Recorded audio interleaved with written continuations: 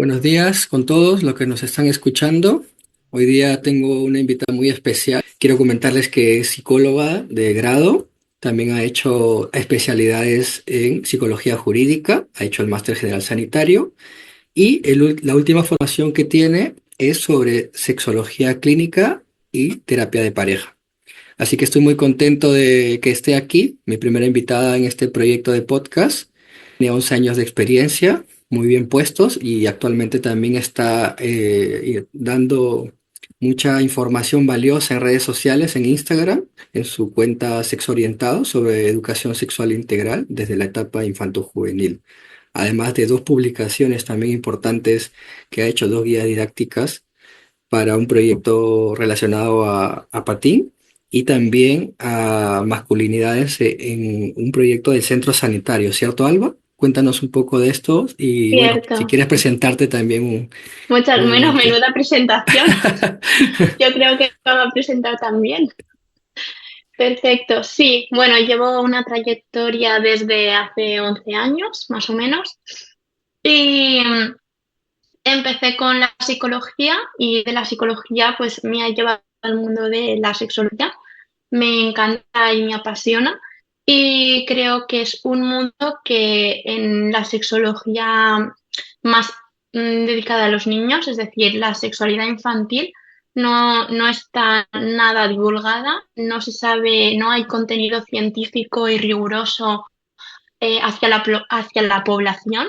Y creo que era un tema que a mí me encanta y que creía que necesitaba dar esa divulgación en redes sociales y de ahí pues nos hemos conocido.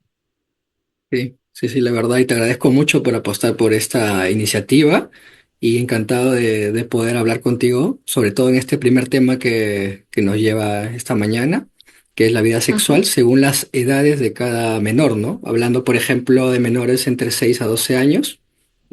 No sé qué ujú. nos puedes contar sobre ello, que seguramente estamos muy interesados en escuchar. Bueno, si empezamos ya de los 6 años, es más curiosidad y autoexploración. Hay una frase que me gusta mucho que es que la sexualidad infantil es egocéntrica. Va dirigida hacia adentro, ¿vale? No está esa construcción aún del deseo y hacia el otro, que es esa erótica que sí está en el mundo adulto. Entonces, empezar diferenciando esto a mí es fundamental para poder acercarnos a ello y, y no tener tanto sentimiento de vergüenza a la hora de preguntarles, explicarles o incluso al observar conductas que llevan a cabo por su desarrollo psicosexual propio de su edad. Entonces, pues bueno, si empezamos a los 6 años, siempre es curiosidad, porque ellos están en un continuo, tenemos una sociedad, ¿no? Ujú. Hipersexualizada, entonces Total. tenemos un continuo en el que pueden estar viendo unos dibujitos y ven una mamá embarazada, o incluso van a clase y ven que una mamá está embarazada, o su propia mamá. Entonces, una de las preguntas más habituales es cómo ha llegado ese bebé dentro de la tripa. Y ahí ya los adultos cortocircuitamos. Colapsan, ¿no? Sí, ¿Qué totalmente, son les digo yo arrojados. a estos niños? Sí. Para eso hay muchas facilidades para conectar con ellos. Es decir, nunca hay que hacer como si no hubiésemos escuchado esto o esto ya te lo contaré, esto para cuando seas más mayor, ¿vale? Ujú. Estamos generando un vínculo y un vínculo maravilloso. Por lo tanto, no hay que perder esa posibilidad de conectar con ellos. Y podemos preguntarles, ¿y tú qué crees? ¿Y qué sabes de esto? ¿Cómo crees que llegan esos bebés a la tripa? Y que ellos te vayan dando información que no saben. A veces incluso nos sorprenden, porque igual en clase ya han escuchado algo, ya se lo ha dicho alguna amiguita. Entonces, saber siempre por dónde vienen los tiros, pues nos da también mucha seguridad. Genial que esta información la tengamos así de clara porque también está el tema del susto. Los padres, las madres, cuando ven una acción, entre comillas, inadecuada o sexualizada, que es parte del ser Ujú, humano en esta etapa igual, porque hay muchas conductas sexuales, pues se asustan y corrigen como muy drásticos, incluso en la calle, si se están tocando o se quieren bajar el pantalón, alguna vez he Ujú. escuchado. Y claro, eso no significa, imagino, que tenga algo malo el niño, ni que vaya a causar algún problema, no No. sé. Ujú. No, para nada. Y el cómo nosotros nos enfrentemos a la situación es fundamental, que es lo que quiero que entiendan sobre todo en las personas adultas, porque cuando nosotros vemos una situación, por ejemplo, dos niños, ¿no? Que están en el patio del colegio y uno al Ujú. otro pues les da curiosidad porque tú eres chico, yo soy chica, tú tienes vulva, tú tienes pene, y esto que encima no lo dicen así porque nadie les educa Es bien en verdad. cómo se llaman las partes del cuerpo como corresponde, ¿no? Y con su nombre real. Entonces, pues yo tengo un pajarito. ¿Cómo que tienes un pajarito? ¿Y cómo es un pajarito? ¿Vale? Entonces, Claro, esto llama mucho la atención y les gusta. Pues a mí no me le llaman pajarito, a mí me llama pirulita o el mío es espadita. ¿Vale? Entonces, los eufemismos que ya, eligen las totalmente. familias, también en cada familia podemos tener una forma de nombrar a los genitales, que esto es, vamos, tenemos un abanico ahí muy amplio.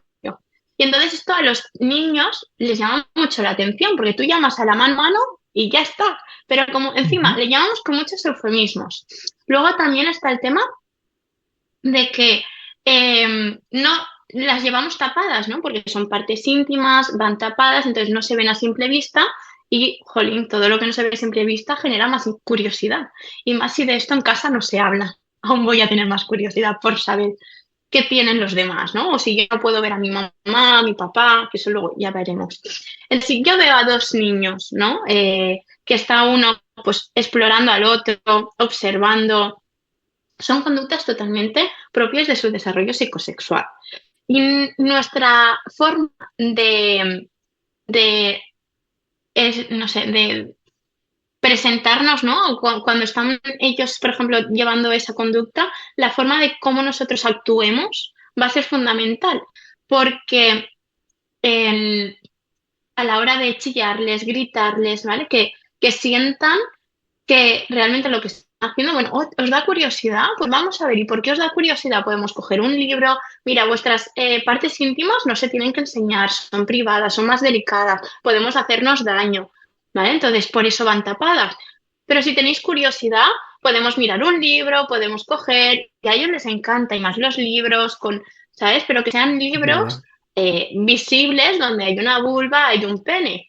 ¿Vale? Donde ellos puedan observar cómo son las partes del cuerpo de unos, de otros. Y es una forma muy fácil también de generar ese vínculo y de que entiendan de que esto, bueno, pues se puede hablar y nos lo están explicando y qué bien, ¿no? Que nos lo explique y que nos lo explique un adulto de referencia, fundamental, ¿no? Porque luego tenemos otra parte, que es que si, por ejemplo, hay dos niños que están llevando una conducta sexualizada y no es propia de su desarrollo psicosexual, ¿vale? Porque ellos llevan conductas, cuando decimos propias de su desarrollo psicosexual, es porque ellos las están viendo en la sociedad. Ellos ven una película donde se besan, ven a los papás que se abrazan, ven a una mujer embarazada. Entonces, todas esas conductas las pueden imitar, ¿vale? Ujú. Pero hay otras conductas que ellos no ven en la realidad, que es, por ejemplo, que introduzca un dedo en la vagina de la amiga o en el culo, ¿vale? Entonces, esas conductas que ahora con el tema de la pornografía, pues pueden llegarles antes de hora, pero bueno, si es una conducta que fuese sexualizada, el cómo nosotros también nos enfrentamos a esa situación va a ser fundamental, porque si yo empiezo a gritarles, a decirles, pero ¿y qué haces? ¿Y por qué haces esto? Esto no se hace muy mal, ¿vale? Ya se van a mostrar herméticos, no nos van a decir cómo han llegado a esa situación, por qué han llegado a esa situación. Y el problema va a ser que si realmente uno de esos niños está llevando esa conducta porque la ha observado en algún sitio, porque le han hecho algo, porque hay un adulto o otro niño que haya podido realizar esa conducta con él, no lo vamos a saber, no lo vamos a conocer. Y ahí a quién estamos protegiendo, al agresor, si hubiese uno. Totalmente. Incluso Entonces por esto es fundamental. sí, incluso por remarcar puntos, ¿no? Que estás comentando, es la deformación y el miedo que tenemos los Ujú. adultos en hablar directamente del tema. Es que nosotros somos los que damos esta carga de miedo, de ansiedad, de angustia, de peligro. cuando realmente ujú, podríamos hacerlo, como dices, en un entorno de diálogo tranquilo, con un lenguaje ujú. estrictamente claro, Sí, sin ponerle sobrenombres, porque prácticamente de todo lo que podríamos cambiar de nombres a estas partes, bueno, nuestros genitales, saldría un ujú, glosario enorme. La gente tiene mucha creatividad para poder cambiar esta información. ujú. Muy Y ahí bien, nos Alba. vemos el tabú. Ahí vemos totalmente el Bien. tabú, el miedo a decirlo bien. Hay mamás que me han dicho ya, pero es que llamarle pene no es muy Ujú. fuerte. Digo, "No, es que ¿cómo se llama? Sí, sí, ¿Vale? No, no es... sí, y la confusión que logran tener también luego los niños y las niñas es justamente por esto, porque reciben una información transgiversada de la educación sexual que debería, entre comillas, que también ya lo hablaremos en la parte de mitos, empezar en casa o Ujú, solo pertenecer a los padres, pero que no es así. Y a la edad de los mm, 11 12 años, por ejemplo, en consulta, en tu experiencia de trabajo, ¿qué ujú. has encontrado más? ¿Qué problemáticas, tanto con la familia como con los menores, has visto? Más que problemáticas es la falta de conocimiento respecto a nuestro cuerpo. El adelantarnos a saber lo que les va a suceder tanto a las chicas como a los chicos es fundamental y es algo que no se aborda. Como mucho las chicas saben que les va a venir la regla, pero poco más. Los chicos, por ejemplo, de la espermaquia no se habla absolutamente nada. Entonces, tienen muchas dudas y más, por ejemplo, con la pornografía, ¿no? Hay niños que con 12 años, ¿no? Entre ellos, esto no me lo han dicho a mí propia directamente, pero es que hay casos, ¿no? Donde hay niños que empiezan a masturbarse y pues bueno, con 12 años, 13 años, ¿y qué pasa? Que igual aún no ha llegado el periodo de la espermacia, porque empieza entre los 11 y los 14 años, como las chicas, no ha llegado en la regla. Entonces piensan que hay algo raro en ellos, porque en la Ujú. pornografía ven que sale la eyaculación, y a mí porque no me sale, soy un bicho raro, a mí esto no me pasa, a mis amigos sí que les pasa, a mí no. Y luego, por ejemplo, el último caso que tuve fue que una mamá sí que vino a decirme que su hijo se había estaba hablando con ella y de repente le dijo, mamá, es que vosotras, ¿por qué no tenéis esto de que os sube para arriba? Tenéis mucha suerte porque lo que intentaba decir el niño es que las mujeres no tenemos pene y ellos sí. Entonces, que él se sentía como muy inseguro en clase porque empezaba a tener erecciones con mucha más frecuencia, porque era la etapa de la pubertad, donde aumentan las elecciones. Es decir, elecciones las tenemos desde que estamos hasta en el útero materno, ¿vale? Tanto las mujeres como los hombres, pero nosotros la erección del clítoris apenas es perceptible. En cambio, la erección se observa y entonces ellos se sienten como muy juzgados, se sienten inseguros en clase. Y lo decía, una mamá venía y me decía, es que yo no sé cómo abordar esto con mi hijo, porque ha venido y me ha contado esto. Y claro, para mí fue maravilloso, porque yo lo primero que le dije es que tu hijo tenga la capacidad de ir a ti a preguntarte, ¿por qué yo tengo erecciones? Las mujeres no, y me siento inseguro con esto que me está pasando. Parece que tienes un vínculo con tu hijo maravilloso. Y a partir de ahí, Totalmente. Hay vamos a pocos trabajar en casos, ello. sí. Sí, sí, es Claro, yo verdad. dije, pero es que tu preocupación, ¿cuál es? Si es que tu hijo está ahí y tu hijo lo único que necesita en ese momento es que lo escuches y que le Ujú. prestes atención a lo que está pasando. Y luego ya te puedes informar por tu cuenta o decirle, mira, pues yo no lo sé porque yo soy chica, ¿sabes? No, no he tenido ese problema, pero esto es algo que os pasa a todos los chicos. ¿Tú quieres que miremos mamá y yo y lo vemos, elegimos un libro? Y nos informamos de por qué tu cuerpo está reaccionando así, ¿sabes? Y entonces, pues generas más vínculo, nos vamos, ¿sabes? Nos vamos relacionando más, entiendan que de esto se habla y esto es el inicio de unas conversaciones maravillosas en familia. Genial. Sí, justamente me haces recordar, ¿no? Que en general los varones solemos ser menos comunicativos. Yo no sé si Ujú, decir exactamente sensibles, porque yo me considero sensible.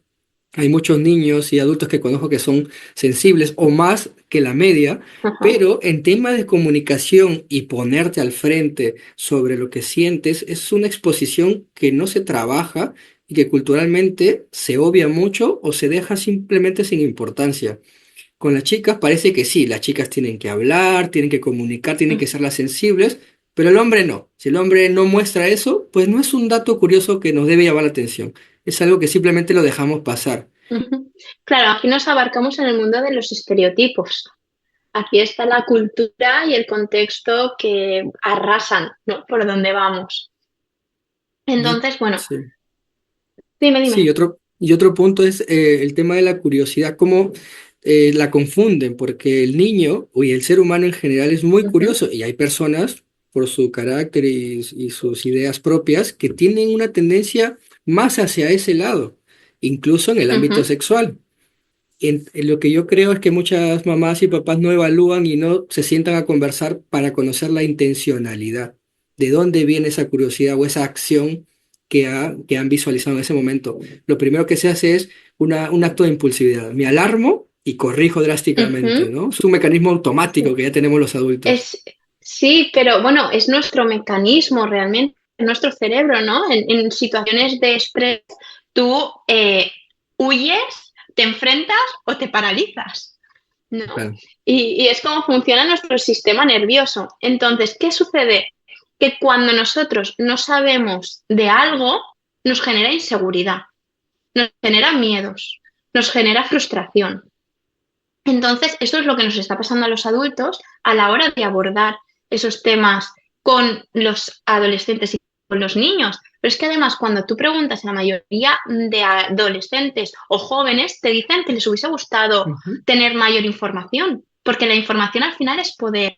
Les genera que tengan un pensamiento crítico, que tomen mejores decisiones, que a la hora de que inicien esas relaciones sexuales, por lo menos sepan cómo funciona su cuerpo, que no se centren únicamente en lo que están viendo en la pornografía, que sepan que eso no es la realidad de un contacto ni contigo mismo, ni mucho menos con el otro, la importancia del consentimiento. Y son múltiples temas que que abordan toda la forma de cómo nos vinculamos, la comunicación, fundamental. Pero claro, si ya fallamos en la comunicación, lo demás va a ir, va a ir mal. No me voy a sentir cómoda, e incluso niñas que no se están sintiendo cómodas y que acaban haciéndolo porque es lo que tengo que hacer. Es que, mm, ¿sabes? Entonces, abordarlo, hablarlo, es fundamental porque nos genera seguridad, nos genera que tengamos mayor pensamiento crítico y tomemos mejores decisiones. Pero la realidad es que los adultos pensamos, si le hablo de esto, le voy a incitar a la práctica. Y nuestro cerebro adulto se centra en relaciones sexuales coitocentristas y penetración. Y de ahí nos salimos. Y hay un abanico de posibilidades de, antes de eso, de conocer tu cuerpo, de establecer límites, de saber qué me gusta, no me gusta, antes de ir a lo que es la genitalidad y genitalidad compartida con otra persona. Creo que la gente que nos está escuchando ya se está dando cuenta la importancia que es asistir a terapia de sexología clínica, no solamente para adultos, sino por un tema preventivo, un tema educativo, que muchas veces Ujú, se piensa que solamente es leer un libro o incluso ver un video, que sí, hacemos divulgación para comunicar cosas importantes, pero la intención es que justamente sepan de tu gran trabajo, Alba, para que luego puedan contactar contigo por redes, como lo dije al principio, ¿no? El sexo orientado en Instagram. Y nada, si ellos tienen dudas más específicas que no van a poderse abarcar en este video, pues que te contacten y desde ya en este minuto de entrevista lo pongo así porque veo que manejas lógicamente mucho el tema y lo estás demostrando para la gente que no te conoce todavía. ¿Y cuántos temas? Los sueños húmedos, todo este tema de si el niño, como dijiste, en su etapa infante, pues ya tiene algo, tiene un desarrollo precoz, por decirlo así, a la media, pero que precoz no significa negativo ni malo, solamente estamos hablando de estadísticas y de que no encaja en un intervalo esperado, pero que tampoco está fuera de la normalidad. ¿No? Una cosa es lo esperado y otra cosa es la etiqueta, que también es otro estereotipo, otro lenguaje erróneo de si es normal, no es normal, y ya nos asustamos también por esto, ¿no? Que cada caso es muy ujú. particular.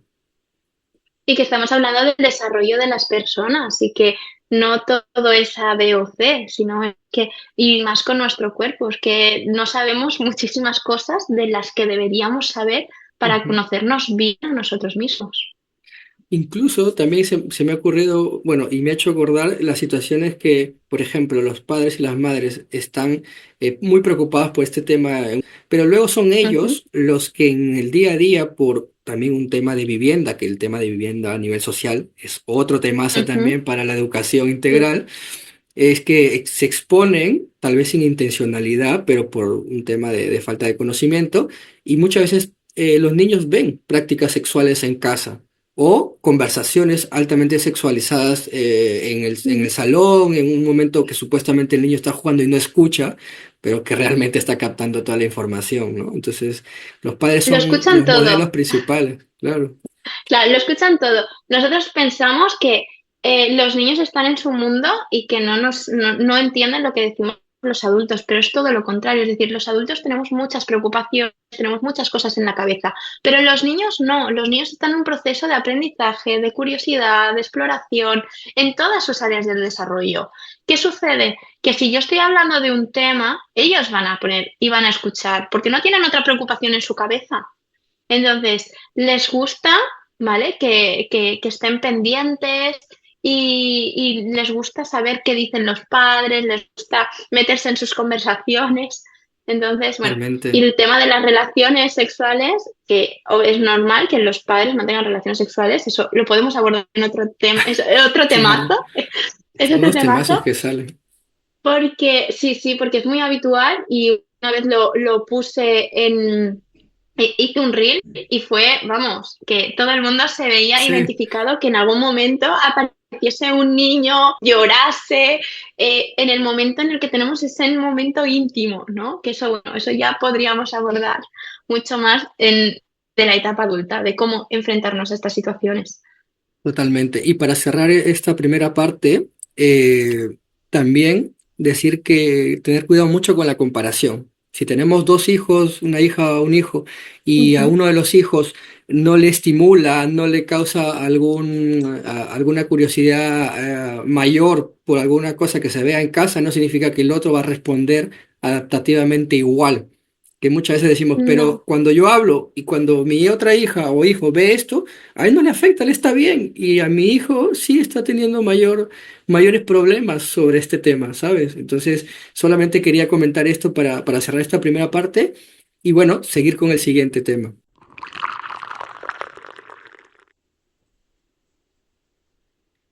Bien, en esta segunda parte ya entramos directamente a lo que creo que les va a interesar mucho, que son los mitos. Vamos a empezar, Alba, si te parece bien, por el mito que los niños no necesitan educación sexual hasta la pubertad. ¿Qué opinas Ajá. de eso? Bueno, esto es un tema que tiene mucho debate, pero como derechos de los niños, tienen derecho a recibir educación sexual. ¿Por qué? Porque somos seres sexuados por naturaleza. Es un área fundamental nuestra y que nos acompaña desde el nacimiento hasta la muerte, incluso dentro del útero materno. Total. Entonces, no abordarlo, no poder hablar de estos temas con naturalidad nos genera mucho más perjuicios a nivel de salud que otra cosa, porque hablamos ahora ya se habla mucho más de salud mental, se habla mucho más de la salud física, pero ¿qué pasa con la salud sexual? Es que es otra parte nuestra, es otra área fundamental de nuestro desarrollo y que nos acompaña en todas las etapas de nuestra vida y va cambiando y está en plena evolución constante. Ujú. ¿Dirías entonces que en el trabajo día a día y en esta toma de conciencia sobre un plan de salud de una familia ya no está solamente la salud emocional, ¿no? La cognitiva o psicológica, la física, hasta hablan de la salud espiritual, pero la salud sexual, ¿dónde Ujú. queda? Poco veo que dicen, vale, hay que agregar esta patita más a la mesa. Salud sexual también, señores, y de manera especializada, no solamente de manera genérica. Ujú. Pero es que desde el momento en el que estamos cambiando un pañal, de cómo nos dirigimos a ellos a la hora de cambiarles, de limpiarles, a la hora de enseñarles la higiene, es que de verdad que lo abordamos viendo una película. Así es que tenemos muchísimas maneras de abordar cada día un poquito de nuestra área sexual, porque es que de verdad que se da. Cuando enseñamos a hacer pipí, caca a los niños en el baño, todo esto, cómo limpiarse, cómo asearse, todo esto es una parte fundamental de nuestro desarrollo y eso también es sexualidad. Ujú. Entonces se trata más de estar atentos, querer y dar ese el tiempo, no precisamente porque llevemos una especialidad como padres y madres sobre sexualidad, que también está bueno, pero si ya tenemos en cuenta estas recomendaciones básicas, ya estamos haciendo educación sexual entonces en casa. Sí, y además que se hace, pero ¿desde qué modelo se hace? Porque tenemos 4 modelos de educación sexual, es decir, es imposible no educar en sexualidad, pero imposible, porque desde el momento que tú le estás diciendo al niño, eso no se hace, eso no toca, deja de tocarte ahí, las niñas no se tocan, ¿vale? Entonces, mientras estamos, eso cuando seas más mayor, eso que te lo cuente tu padre, ¿vale? Cuando estamos hablando ya de un modelo totalmente moralista, en el que no nos han educado correctamente, pero nos han educado, porque es que es imposible no hablarlo, no abordarlo, es imposible pasarlo por alto porque somos seres sexuados por naturaleza. Ujú. Genial, muy buena información. Y ahora otro mito que también va a traer mucha controversia y va a picar en las casas cuando estén escuchando esto. Mm. ¿Quiénes tienen que educar en sexualidad? ¿Solo es exclusivo de los padres y madres? Bueno, la educación sexual es obligatoria en los centros escolares, pero como no hay un currículum adaptado en todos por igual, cada centro hace lo que quiere. Entonces, con una charla del modelo preventivo ya lo tenemos solucionado, pero lo hemos introducido, ¿vale? Entonces, ya les estamos Ujú. dando esa educación sexual, pero una educación que está muy bien que prevengamos en embarazos no deseados y en infecciones de transmisión sexual, pero que si no hemos abordado primero límites, consentimiento, cómo nos relacionamos con nuestro cuerpo, el sentimiento de vergüenza y culpa respecto a nuestros genitales. Si ni siquiera hemos sido capaces de llamar a nuestros genitales con su nombre como corresponde, se llama pene, se llama vulva. De repente me vas a hablar de embarazos no deseados, es que no tiene sentido. Totalmente. Y también creo que ahí se genera un espacio de comodidad entre la interacción de las familias y los profesionales en el centro educativo. ¿A qué me refiero? Que, por ejemplo, yo como padre y madre, si no quiero tocar este tema con mi hijo que tiene 10 años, todavía por mis temas personales como Jaime, pues entonces prefiero que lo toquen en el colegio. Y si no lo tocan, este tema, y luego pasa algo, pues el colegio tiene la culpa. Eso es algo cómodo. Y Ujú. viceversa. Si pasa algo en el colegio y no está bien llevado, sabiendo que por ley, creo que ahora con la LOPIBI ya me contarás un poquito por lo menos, hay una obligación, hay un derecho donde los profesionales que están en contacto con los menores también necesitan hacer una educación sexual. Entonces, claro, Informarse. cada uno se pelotea la responsabilidad, ¿no? Cuando ya entra la crisis, hay el problema, pues eres tú, eres yo, pero cuando te hablé del tema no quisiste sentarte. ¿Qué pasa ahí, Claro, Alba? pero ahí venimos a la inseguridad, al como nadie nos ha educado en ello o nos han educado desde un modelo muy moralista o muy preventivo, no sabemos lo que es el modelo biográfico, que es en el que yo me centro, en el que yo educo desde que somos niños, porque luego también tenemos el modelo revolucionario en el contexto sociocultural en el que vivimos, ¿no? De hay que llegar al orgasmo y el placer es lo más importante. Pues tampoco, porque ahí dejan sin cabida a todos los niños. ¿No? Tenemos que empezar desde los 0 años y tenemos que ir abordándolo y además que es que realmente lo hacemos, ¿eh? Lo hacemos. Pero es eso, es echar la pelota de unos a otros. Yo sí que digo que sí que hay estudios que corroboran que los padres que pueden hablar de esto con sus hijos tienen mucha mayor seguridad luego en la edad adulta a tomar decisiones. El acompañamiento por parte de los padres para mí es fundamental, pero fundamental. Luego ya que en el colegio aborden más cosas, me parece estupendo, pero sobre todo, tal y como tenemos la sociedad y de que tienen mucha exposición, mucho contenido, pero nada riguroso y nada con un currículum estable en un colegio, pues por lo menos seamos los padres quienes podamos acompañar mientras todo esto se formaliza, porque al final lo meten como un tema político y cuando es algo necesario y la salud sexual es fundamental para el desarrollo de los seres humanos. Totalmente. Sí, además, vuelvo a repetir lo de los pibis que hoy día no lo vamos a poder tocar. Seguramente en tu contenido en Instagram también podremos ver más de ello de manera específica. Pero me pareció muy interesante porque al prepararme justamente para esta entrevista, que estoy aprendiendo muchísimo también en esta experiencia, es que ahora se le está dando ese lugar con esta ley, bueno, el lugar que siempre ha tenido el menor, el niño, la niña, sobre la expresión, ¿no? Sobre ser escuchado y sobre poder también tomar cartas en el asunto, ¿ya? Si algo le está pasando.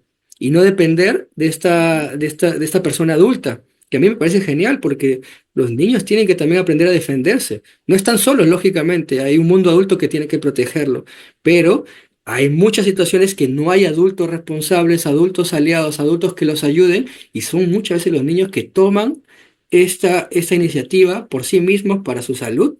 Por ejemplo, en los servicios sociales, cuando hablan con una trabajadora social o cuando hablan con una psicóloga. Ujú. Es que además no todos los adultos son personas que les puedan ayudar.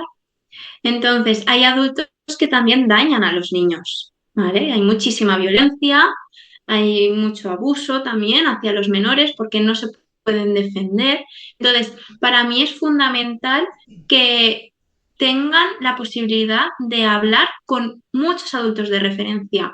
Es decir, que no sea solo un adulto dentro de casa, sino que también tengan un adulto que muchas veces son los profesores. Los profesores, tengo en mi entorno, ¿no? Muchos profesores que son como ese adulto de referencia de esos niños y que es maravilloso porque si están viviendo una situación mala en casa, pueden tener a alguien a quien comentar, a con quien hablar y que este adulto pueda hacer una notificación de la situación que está viviendo este menor.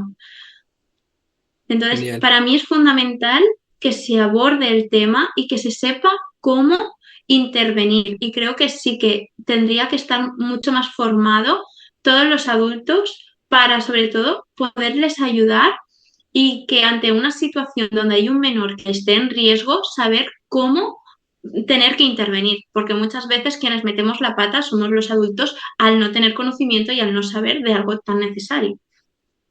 Estoy de acuerdo, totalmente. Y un mito más, hablando de esta zona de comodidad que he graficado en este momento, que se ha construido en esta conversación, es que el otro mito es que los niños, las niñas, aprenden por sí solos sobre su sexualidad. Ya van a aprender. No tengo que hablarle. Yo como papá, hablarle a mi hija de menstruación y de cambio físico, de su cuerpo, ¿no? Eso ya lo aprenderá ella sola o con su abuela, ¿sabes? Pero sobre todo este mito Bueno, que cada niño va a aprender solo. ¿y por qué entonces entran tanto en la pornografía? Nos lo podríamos explicar. Claro, Claro, a ver, la curiosidad forma parte del ser humano. Y cuando a mí no me dan respuestas por un lado, voy a buscarlas en otro lado. Entonces, antes sí que se hablaba mucho igual entre su grupo de iguales, sobre todo cuando llegan a la adolescencia, pues a mí me ha pasado esto, pero desde el desconocimiento, sino, a mí me pasa esto, pues a mí me pasa lo otro, pues entonces era normal, ¿vale? Pero desde el conocimiento y un poco quitándole, ¿sabes? Esa tensión mm, del momento, pero realmente sin un saber científico y sin un conocimiento real de cómo funciona realmente tu cuerpo. Entonces, no lo sabemos, no aprendemos. Se dice educación sexual y se dice educación por algo, porque es como los niños no saben, no nacen sabiendo matemáticas, no saben naciendo, ¿vale? Como, no sé, la lengua, ¿vale? Depende de dónde nazcas, vas a saber un idioma o incluso varios. ¿Por qué? Porque lo has aprendido y te han educado en ello. Entonces, en la parte de la sexualidad es exactamente igual. bien. Y para cerrar esta conversación, ¿no? Que es una entrevista a ojos de la mayoría, pero para mí una conversación muy amena y muy educativa realmente. Quería poner dos situaciones finales muy puntuales, Alba, para que nos grafiques generalmente. No hay ahorita tiempo tal vez para explicar todos los protocolos específicamente, pero, por ejemplo, si una profesora, un profesor en un colegio encuentra a dos alumnos o alumnas de su aula teniendo tocamientos en el baño porque lo reportaron o porque lo vio él o en la misma aula, ¿cómo debería actuar en ese caso? Vale.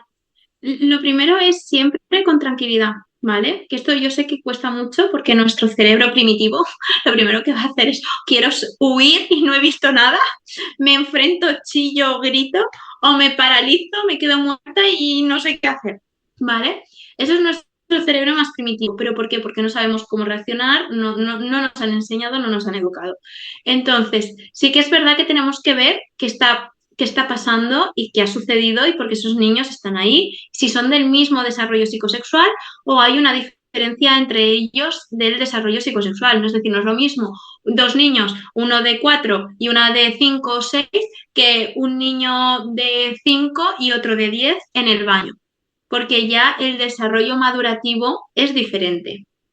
Entonces, claro, tenemos que ver qué ha pasado y siempre desde una perspectiva más calmada. Yo sé que esto es muy complicado, pero es que si no se van a mostrar herméticos, no nos van a contar nada y igual se está produciendo algún abuso entre ellos, ¿vale? Si fuesen de diferente edad, que hay una simetría, ¿eh? Si son niños, es decir, un niño de 4 años no es un abusador. Si está llevando una conducta sexualizada, tendremos que valorar qué está pasando en su casa o en su entorno y también tendremos que tomar medidas y ahí pues hay que hacer una hoja de notificación a servicios sociales. Y en el tema de la familia Pero es sería un diferente, procedimiento, depende de lo que nos encontremos. vale. Sí, dime, Y, dime. y en el tema de la familia, que es un tema más complejo porque, claro, son personas supuestamente seguras, protectoras, cercanas, ¿no? ¿Cuál sería el protocolo general? No quiero especificar la situación, pero por ejemplo, de un menor de 11 años con un tío de 40. Ujú. ¿Cómo, si se lo reportan a la madre cómo debería actuar si su hijo le cuenta esto de un tío cercano? Vale. Pues lo primero, sin hacer muchas preguntas de cuándo y cómo ha pasado y por qué no me lo has contado antes, ¿vale? Todas estas preguntas lo que hacen es que los niños se bloqueen y que piensen que realmente no lo tendrían que haber contado porque normalmente son secretos, que eso es algo que, bueno, que en otro podcast hablo de todo esto de la prevención de abusos. Pero para quedarnos claros, si a ti te está haciendo una revelación de un posible abuso, lo primero siempre es creer al menor para protegerle, ¿vale? Entonces, lo primero es, gracias por habérmelo contado. Ahora mamá tiene que hacer cosas para poder ayudarte. ¿Quieres contarme alguna cosa más? ¿Vale? Yo voy a estar aquí para acompañarte en todo, ¿vale? O siento que te haya pasado esto no es algo que te tendría que haber pasado, pero tampoco ni indagamos en exceso, ¿vale? Porque al final también perjudicamos su relato y lo contaminamos, ¿no? Lo que llamamos en psicología la contaminación del relato. Y luego si empiezo y cuándo y por qué y dónde, dependiendo de la edad del niño, tampoco te lo vas a saber responder de esa manera, ¿no? Igual te dicen mañana y fue ayer. Entonces, tenemos que tener mucho cuidado con esto y en el momento que suceda esto, porque nos vamos a quedar en parálisis, realmente, es que nadie se imagina que alguien de nuestro entorno pueda hacerles un daño tan brutal a nuestros hijos. Es que es un shock muy grande. Entonces, el simple hecho de gracias por habérmelo contado y voy a ver qué es lo que tenemos que hacer ante esta situación, ¿vale? Si necesitas contarme algo más, ¿vale? Y poco más. Es decir, gracias por haberlo contado, has sido muy valiente. Reforzar la conducta de este niño que lo ha estado pasando mal, ¿vale? Entonces, es esa la actitud, más que en el centrarnos y por qué y cuándo y cómo y dónde. Perfecto. Muchas gracias por la información, Alba. Es realmente muy valiosa y vuelvo a invitar a la gente que nos esté escuchando para que te siga en tu Instagram Sexo Orientado y pueda hacerte las consultas más específicas y se puede ampliar este tema. Seguramente también mucha gente me escribirá por interno para que se repita un podcast más específico y de otros temas, ampliar cosas contigo. Y pues agradezco el tiempo que has tenido con nosotros. Nos queda muy claro lo que tenemos que hacer ante ciertas situaciones, ante estos mitos también, un cambio de pensamiento y tomar medidas, empaparnos de mucha información, pero sobre todo empezar a tener mucho tacto, mucha comunicación y muchos espacios para conversar de este tema con nuestros hijos e hijas. Así que te cedo la Ujú. palabra para que te puedas despedir de la gente que nos esté escuchando y nuevamente gracias, Alba. Perfecto. Pues eso, yo simplemente quiero decir que realmente lo estamos haciendo. Entonces, ya que lo estamos haciendo, hagámoslo bien, porque de verdad que nos lo van a agradecer. Genial. Pues muchas gracias y que tengas un buen fin de semana. Nos vemos. Igualmente, muchas gracias por la invitación y un placer haberte conocido. Igualmente. Bye bye. Nos vemos. Hasta luego.